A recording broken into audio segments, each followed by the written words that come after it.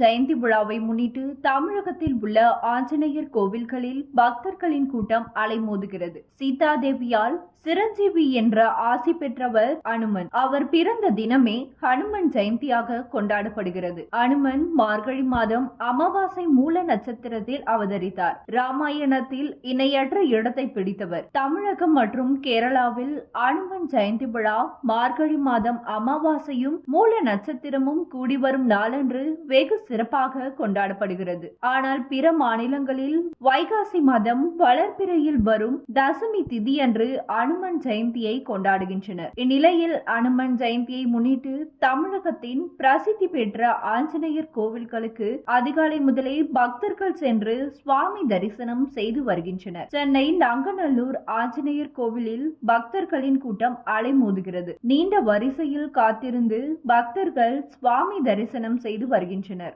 நாமக்கல் ஆஞ்சநேயர் கோவிலில் அதிகாலை 5 மணிக்கு 1,08,000 வடமாலை சாத்தப்பட்டது. ஆஞ்சநேயர் தங்க கவச அலங்காரத்தில் பக்தர்களுக்கு அருள்பாலிக்கிறார். காலை 11 மணி அளவில் சிறப்பு அபிஷேகம் நடைபெற்றது. இந்த வடைகளை தயாரிக்க 2250 கிலோ உளுத்தம் பருப்பு பயன்படுத்தப்பட்டது. 650 கிலோ நல்லெண்ணெய், 35 கிலோ மிளகு, சீரகம், உப்பு ஆகியவை பயன்படுத்தப்பட்டு ஸ்ரீரங்கத்தை சேர்ந்த 32 பேர் வடைகளை தயார் செய்துள்ளனர். கோட்டை சாலையில் வாகன போக்குவரத்து தடை செய்யப்பட்டுள்ளது. கோவிலை சுற்றிலும் போலீசார் பாதுகாப்பு பணியில் ஈடுபட்டுள்ளனர். இதேபோல சுசீந்திரன் தானுமாலயன் சுவாமி கோவிலில் உள்ள 18 அடி ஆஞ்சநேயருக்கு சிறப்பு அபிஷேக ஆராதனைகள் நடைபெற்றது.